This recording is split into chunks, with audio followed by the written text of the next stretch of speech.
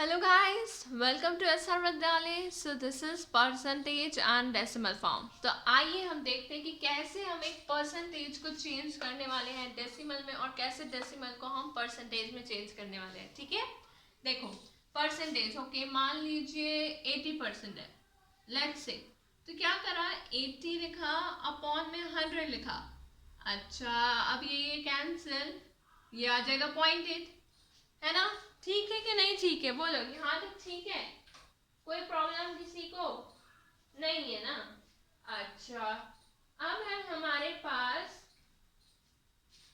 Decimal की format. Decimal की format है लाइक लेट्स से 0.004।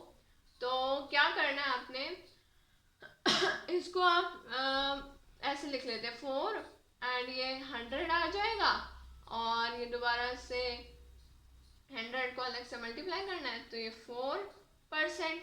बोलो यहाँ तक कोई problem, any problem to anyone? नहीं है, इसका मतलब कॉन्सेप्ट क्लियर है। अगर क्लियर है तो meet you in next video. Till then take care, thank you and so much, bye bye.